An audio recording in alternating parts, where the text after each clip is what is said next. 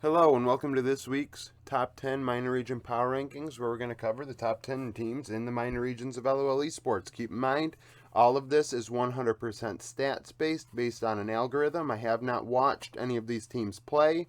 You will notice that PSG and GAM Esports are not first and second, despite being in the top 25 in those positions. I have watched the majority of those players play. I have a good idea of what those teams are capable of.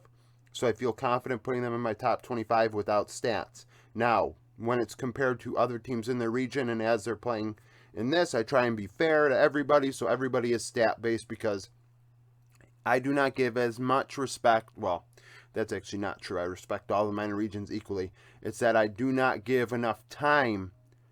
I cannot give enough time to every minor region, and I feel like, there's some bias and disrespect there if you don't watch them all and still attempt to rank them. So, with that in mind, we're just going to get some things out of the way. There are a few regions that are not represented on this top 10 that are minor regions. We have LCO from Oceania. Team Bliss is 44th. We have Latin America's Rainbow 7. They are 27th. And CB Lol Fluxo are 19th. So, keep this in mind. Like I said, this is stats based. If you missed my video on Saturday, it was pre-recorded where I went over how minor regions fared against each other last year, and that should give you some insight as to why your regions are ranked where they are. So if you have a problem with it, you can challenge some of that thought process if you'd like, but those win rates and gold rates and things of that nature are cut and dry stats-wise. I mean, you can make some inferences and context as to why the numbers are the way they are, but that's what the numbers say. So keep that in mind. I know some people don't like it. I have a lot of Brazilian fans, but that's just the reality of it. So let's move my notebook around because I'm pretty all over the place. 10th place. I have GAM from Vietnam. They are 6-0, went 2-0 this past week. GAM are playing a style that is very chaotic and messy, as is the case with most Vietnamese teams. Levi led the way, only jungler, I believe, on this list, going 26, 10, and 34. Obviously, if you pay attention to LOL Esports at all, you would know who Levi is. Levi even performed pretty well at Worlds. Key Karthus game in that top esports game that's highly contested. He's also played very well in other events, had opportunities in major regions before. Now, as it relates to GAM Esports and their chaotic play, numbers indicate that they come back in these late game team fights, they out team fight their opponent despite being at a deficit. That is not going to work at international events. Better teams are going to out team fight you. I don't care what region you're from. So GAM has to kind of figure this crap out, in my opinion, if they want to have a chance, because like right now, the way they're playing, they're going to be first in Vietnam, but they're not going to fare as well at international events if they can't. I mean, if you end up behind against, I don't know, G2, you're going to probably lose. I mean, I think that's pretty fair. 9th place, CFO from the PCS. This is CTBC Flying Oyster. They are 12-6 and went 1-2 this past week. Keep in mind for the PCS, last week they had a super week, so that Thursday game was actually included on the power rankings last week. So this is Friday, Saturday, and tiebreaker on Sunday for CFO. Jimmian, their mid laner, was their MVP. Damn it, the light, it's not doing well. He went 7-4-6, so that should give you some insight as to how this week went for CFO. They played very slow. Jimmian definitely playing for KDA.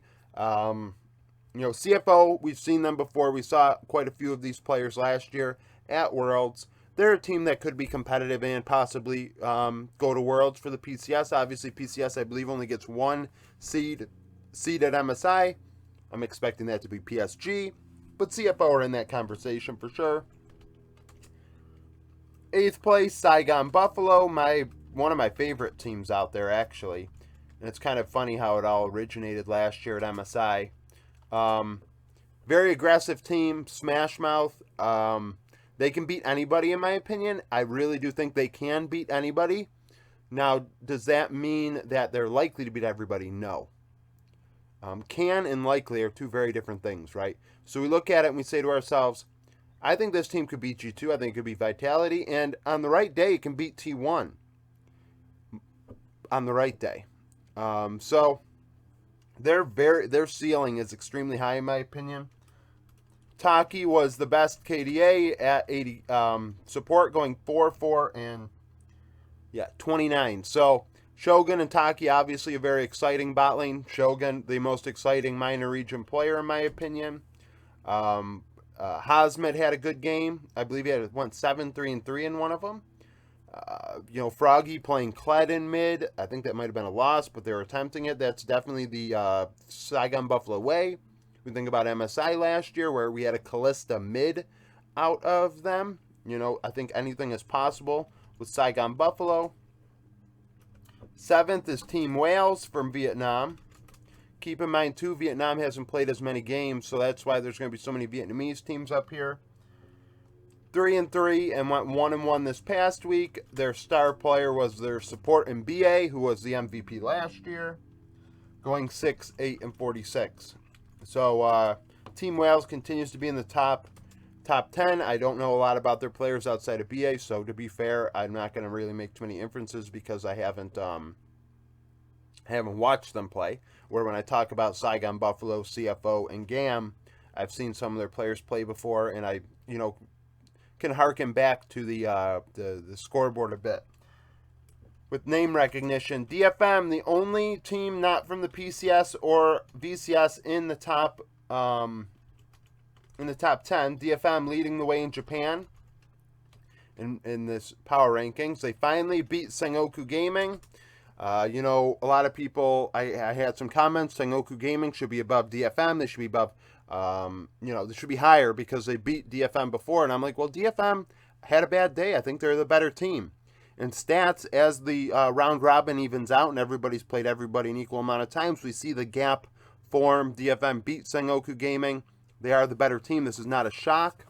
Their best player was Arya in mid lane. Arya going 28-4 and 33. So one of the better KDAs this past week.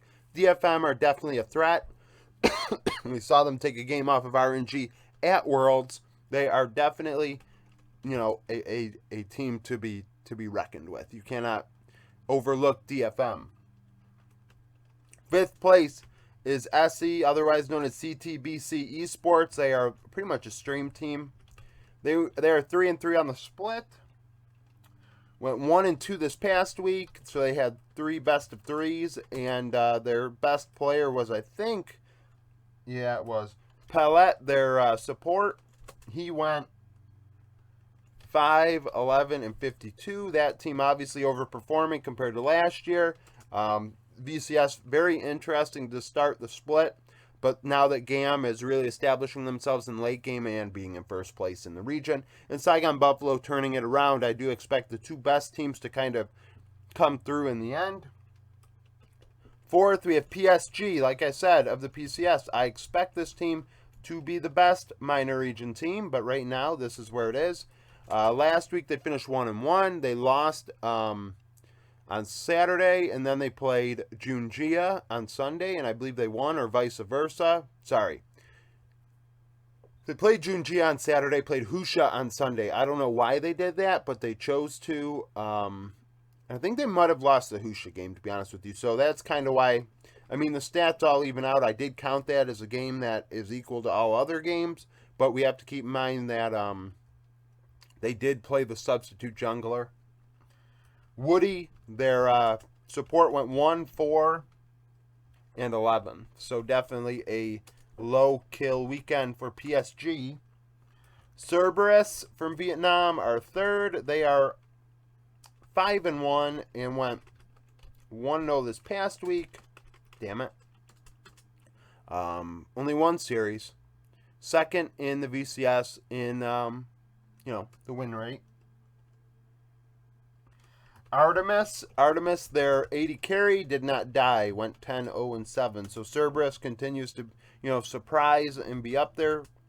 Second place, we have Frank Esports from the PCS continuing to pace that region in, it's 2-1. In, stats right there. They're a very good best of one team. I think they only lost to PSG or CFO. They played one of the really good teams. They might have played both, and the loss came to that one. And then they won their tiebreaker. That's why they have 3 games listed here. I think their tiebreaker was against CFO. Their best player this past week was Eminem, their 80 carry, going 11, 2, and 15. We'll see how Frank does in best of situations, because last year they disappointed in the end. In first place, still an anomaly that I cannot, really explain. Team Flash, 2-4 in Vietnam, went 0-2 this past week, or 1-1. I apologize. So kind of I guess that's why they're still up here. Maybe they lost today, but they lost games that they should have won. A game that should have won and won heavily. And because that happened, it screws up my stats. And because I didn't watch the game, I can't really make inferences as to why they are so statistically strong in most of these games. It sounds like they have very, very good laners that cannot team fight. That's the only thing I could really assume. I know today I asked in the Discord, and Jay Beast, who is, I believe, appeared on the VCS unofficial English Twitch. I think he has appeared on there before.